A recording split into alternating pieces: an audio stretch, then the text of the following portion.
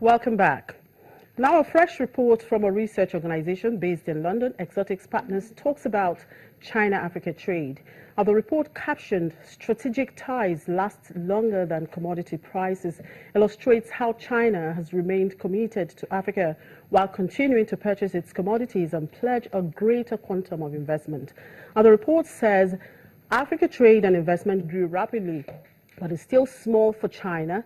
China's imports from Africa increased from $5 billion in 2001 to a peak of $118 billion in 2013, before falling to $67 billion in 2015. Now, China accounts for 19% of all Africa exports, but imports from Africa account for only 4% of China's total imports. Well, to throw more light on this report, I'm being joined by one of the main brains behind this report, a research analyst at Exotix Frontier Capital Partners here in Lagos, Olabisi Ayodeji. Thank you for joining me, Olabisi. Thank you. Well, talking about this report released by your organization, what is the scope? Basically, what we've tried to do is highlight the relationship between China and Africa in terms of investment and trade. We've seen that over the past years, China has continued to import an increasing amount of commodities from Africa and continue to pledge investments in the continent as well. Now, your report states that China's import from Africa fell to $67 billion, that's in 2015, from $118 billion in 2013. What led to that drop? In 2015, about 91% of the total exports to China from Africa were commodities. About 42% of that was petroleum, which, as we know, has fallen greatly in price. Right, go ahead. Basically, when we take the value of the commodities that were imported from Africa to China, we see that on average, the change in price has been 51%, meaning that the prices of these commodities are falling 51%, while the value only fell by about 45%. This implies basically that the demand for volumes has actually grown in the period, despite what the headline numbers show.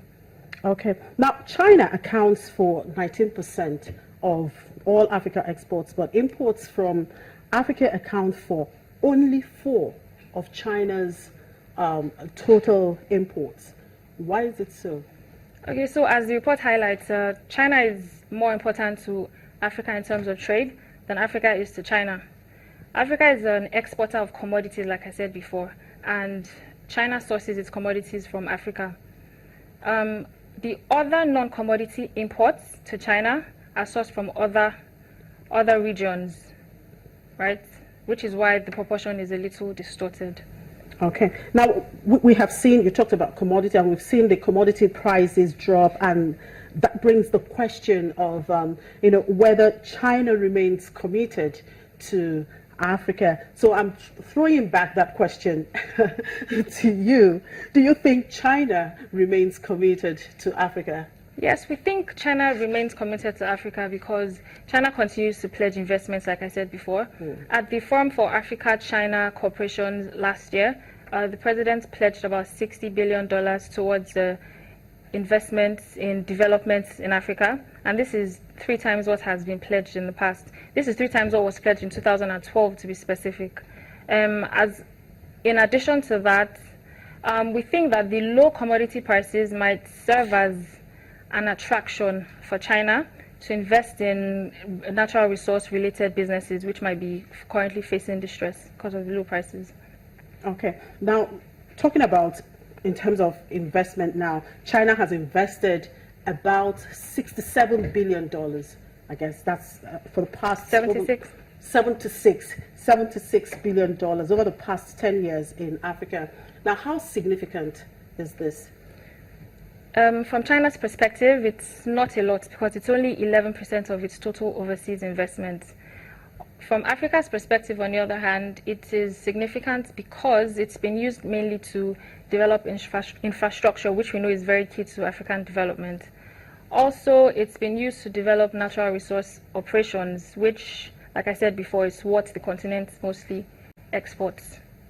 So yes, it's been very, very helpful. It's been very significant to Africa. But not to China. To China as well, because the country gets returns on its investments, and it's important that China continues to invest in natural resources, because it's going to need these natural resources for its own operations. Okay. Now, what is the outlook like for Chinese economy and, of course, impact on relationship with Africa? So the consensus right now is that China's growth is reducing. Numbers show that China grew by 6.9% in 2015, and the IMF expects that it will only grow by 6.3% this year and 6% next year. At the first glance, you can assume that this means that this means that its trade partners are going to suffer in terms of selling less to China. But on the other hand, we think that because China sees that there are greater investment opportunities outside of its borders, it might target Africa as one of its destinations for investments going forward. All right. Thank you very much for your time, You're welcome. Yeah. Well, I've been speaking with Olabisi Ayodeji. She is a research analyst with Exotix Frontier Capital Partners. I'll move on with the program. Reactions have continued to trill the South African budget. The finance minister on Wednesday announced an austere budget aimed at avoiding credit rating downgrades, but investors do not seem convinced, and analysts say a recession is still likely for Africa's most advanced economy. Treasury says a credit downgrade to sub-investment grade or junk status could trigger a sharp reversal of capital flows. South Africa is expected to experience the lowest rate of expansion since it emerged from a 2009 recession, reflecting the impact of a severe drought and a sluggish global economy. If we then look at our own economy, fellow South Africans, growth rates of below 1% fall short and far short of what we need to create employment and to reduce poverty and inequality in South Africa. The Treasury's current estimation of growth for the year is 0.9% this year, after it being 1.3% in 2015. The rand extended losses over the lower growth forecast, and it was last trading more than 2% weaker against the dollar on the day. The reality is that as far as economic growth is concerned, it is a Russian roulette. Remember that the 0.9% impinges on the status quo continuing. There's so much uncertainty globally.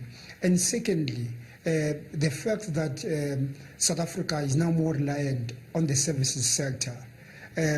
Therefore, we may see really a more probability of a recession than a higher growth rate above 0.9%. So the jury is out there, so on both sides, depending on what happens to the global economy. At the moment, I think the probability is very much higher for a recession than an upside on the GDP growth rate.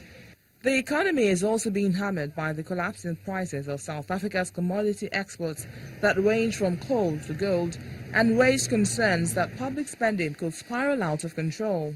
South Africa is not out of it yet, but I don't think the credit rating agency will hasten to act. Let's see what implementation happens. At the same time, let's see what happens to the president, because there are some of us who are arguing that the president needs to be impeached.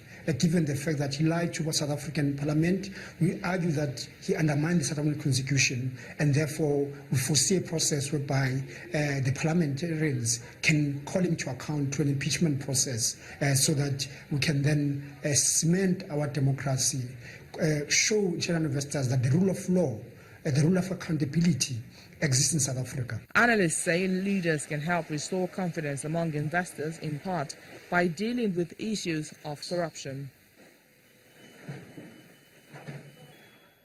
Well, report just getting to all says the Supreme Court has upheld the death sentence handed down to the General Overseer of the Christian Praying Assembly in Lagos, Reverend Chukwuemeka Ezugo, also known as Reverend King. Now, the Apex Court also vacated the 520-year jail term handed down to him for attempted murder of 5 of his church members. In his lead judgment, Justice Sylvester Anguta, who described the facts of the case like what you see in a horror movie, said Reverend King's appeal lacks merit. We will bring you details of that in our subsequent bulletins. We'll take a short break now, and when we return, what happens to Nigeria's comic industry? Find out in a moment.